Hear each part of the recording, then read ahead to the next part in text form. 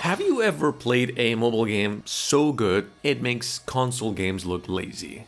Well, to answer that question, we looked through the entire internet, and these were the absolute 10 out of 10 rated by actual players and real comments that people actually put in reviews, otherwise the game wouldn't be in the list. And trust me, there were so many games that we really had to sacrifice for another list.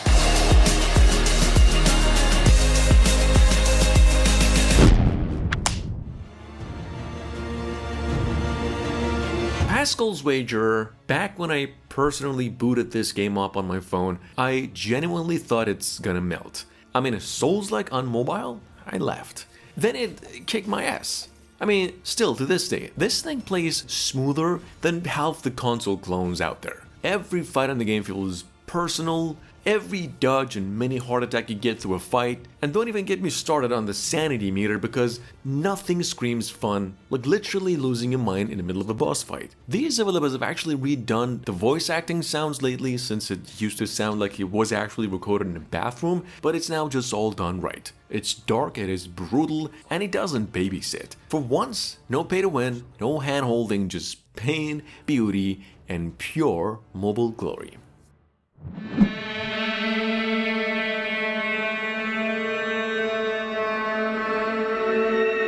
With that being said, I'm pretty sure most of you know about this game too. Thumper Pocket Edition isn't just a rhythm game, it's a full-on sensory assault that makes your thumbs question reality like half the game. Possibly the hardest game you'll ever get to play if you are an obsessive loser like myself. Starting around chapter 14, 13. For those of you who haven't played it yet, here you play as this chrome beetle, hurtling down a track in light speed, slamming turns, smashing barriers, and sync with one of the most hypnotic soundtracks that's basically ever made on a mobile game. Every beat feels like it's physically punching you, and believe it or not, that's the fun of it. It's rhythm violence, not rhythm tap along nicely. The visuals melt your brain, the music hijacks it, and before you know it, you are the beetle. Grove is back on the map. Grand Theft Auto San Andreas at number 3 is the universe politely telling you it's okay to play the greatest open world game ever made on your pocket computer. And it still hurts. A classic game that just captures hearts.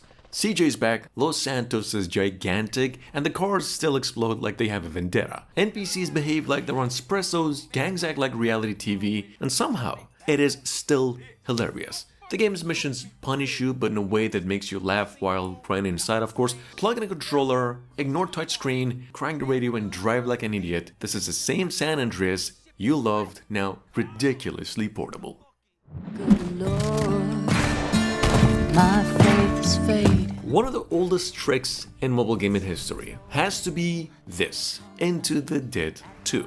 Why? Because it's basically Temple Run or Subway Surf going through a zombie apocalypse and getting therapy for his trauma. It's an endless runner game with storylines, characters, and more weapons than your average action move. Every run feels like a Hollywood scene when you're one reload away from doom, and somehow it works. The pacing, the sound design, the lighting, it's all freakishly cinematic for a mobile game. No ads, no nonsense, just pure undead carnage. Seriously. It's AAA apocalypse mayhem in your pockets.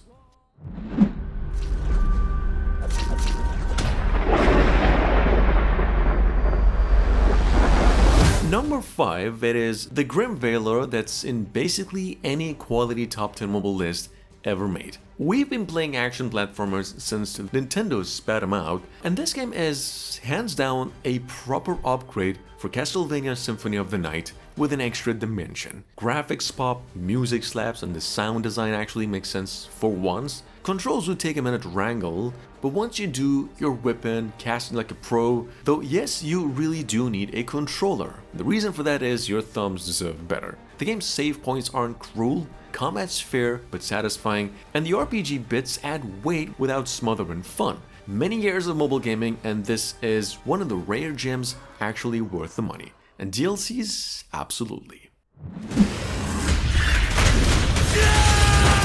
Prince of Persia: The Lost Crown on mobile feels like someone actually cared about making a real game again. It's that rare moments when you realize, wait, this ain't some watered down mobile port. In the game, you're playing as a parkour prodigy, doing flips, slashes, and time-bending nonsense across a myth-soaked Persian world that looks too good for a phone screen. It plays like a Metroidvania fever dream. Tight combat, slick platforming, and puzzles that make you feel both smart and slightly unhinged, and the fact that it doesn't melt your battery halfway through, that's just like black magic. Honestly, it's console tier craftsmanship, just in your pockets.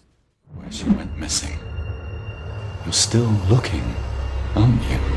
Number 7, it is Alien Isolation on mobile. Apparently someone decided it's a good idea if we took peak stressful horror ever made and made you play it on a touchscreen while sweating. The thing is, it works as what really matters. You play as Amanda, the same old character trying to find your mom, but instead, of course, you find trauma and ventilation ducts. The aliens got better hearing in the game than your nosy neighbors, and the patience of a cat waiting to ruin your day. It's a gorgeous game, it's terrifying and completely unfair. Lifelike, but like with just better lighting. Welcome to mobile gaming hell, and congratulations.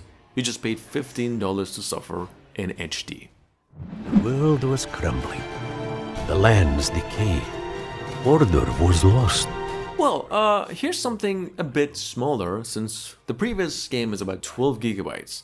I think Leo's Fortune is proof that even just a fluffy green little furball with a mustache can have more personality than half the AAA protagonists in video games out there. It's a physics-based platformer where jumps, bounces, and floats feel ridiculously satisfying, like Mario took a philosophy class and grew facial hair. The visuals are just hand-painted perfection. Soundtracks are whimsical enough to make you cry over gold coins. It's clever, challenging, and oddly calming at the same time, which makes no sense until you actually play it. Every level in this game feels handcrafted with love, rage, and just the right amount of hold. How did I miss this game? It is perfection in 607 megabytes.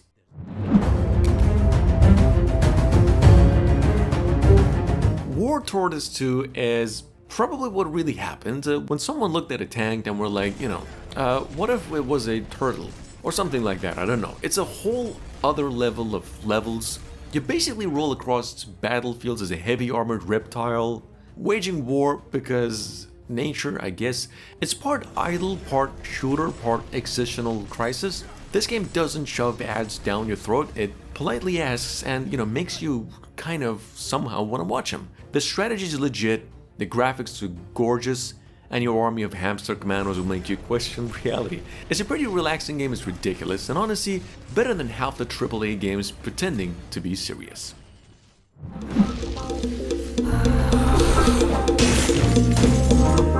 Completion comes always with number 10. Dead Cells on mobile is basically Castlevania when Dark Souls had a baby, then taught it to dance on your touchscreen. You die a lot. You die in creative ways. You die while trying to jump over spikes, like a caffeinated frog. Many different ways. Except every death teaches you something, and every run feels different thanks to random weapons, skills, and oops, I just walked into a boss moments. Or if you don't like, you can actually go play Carrion. That game's insane beyond reason. Anyway, the DLCs in the game do crank things up to absurd heights for extra. Touch controls take a hot minute to love, but once you do, it's just pure Roguevania addiction. Or you can play with a controller, your choice. Shredder's Revenge has to be one of my favorite Teenage Mutant games of all time, and I played about 90% of all of them. So believe me when I say Shredder's Revenge is not just nostalgia cash grab, it's a full-blown arcade time machine. Everything from pixel art to the soundtrack screen perfection. You can fight in foot soldiers as Leo, Ralph, Donnie, or you can even switch it up with April, Splinter, and Casey Jones. The combat's deep fluid, humor's intact, and every punch in this game lands that Saturday morning cartoon energy. It's pure, colorful, retro fun, polished for modern hands. Well, if action action, and a lot of it is what you like. Punishing Grey Raven feels like the mobile action RPG you've been waiting for your whole life if you haven't so far had a decent action RPG. The combat's responsive and timing makes every fight feel like an orgasm. It's just pure charm, action, and characteristics all packed into a mobile game, and the only downside that this game has is that it plays online. It's a free game, oh not to mention it's about 20 gigabytes in size as well. It's basically action RPG done right, with the right amount of quality, controls are great, performance is smooth, it's just pure skill-based mobile action at its peak. Give it a try if you can. What kind of monster would do this?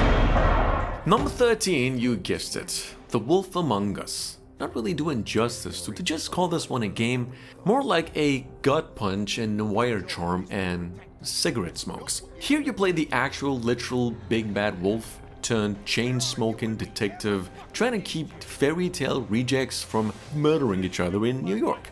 It's grim, it's grimy, and enough choices to make you question whether you're a hero or just another monster in a nice coat. The dialogue crackles, the art bleeds atmosphere, and the story is just pure emotional damage. It's one of those games that when it ends, you just sit there staring bankrupt, begging for a season 3. That'll probably never come out. Anyway. Number 14 is a honorable mention, and technically speaking, Power Lost feels like Diablo crawled out of 2000s, brushed up the dust and said, let's just do this my way. It's a solo developer's passion project turned full-blown RPG masterpiece, like no paywalls, no nonsense, playable offline, and just pure dungeon crawling addiction. You craft your own class, make spells with swords, and hit that procedurally generated mayhem that keeps changing every run. It's got that old school heart with modern polish, smooth controls, killer loot, and the freedom to play however the hell you want. And last but not least, possibly the ultimate underrated action RPG of the past century, Aether Gazer. What would happen if Honkai Impact, Nier Automata, and Bayonetta all got thrown into a blender and then all started to run at 60 FPS? It's that kind of over-the-top action where every move feels like it cost the developers a week of rendering time. It's online only and skins cost more than lunch, but when the fighting starts, none of that matters because it's just art, flash, and satisfaction packed, and 6 gigabytes of fury and waifu. It's a free game, what's the harm? Give it a go. Thanks for watching, I'll see you again tomorrow.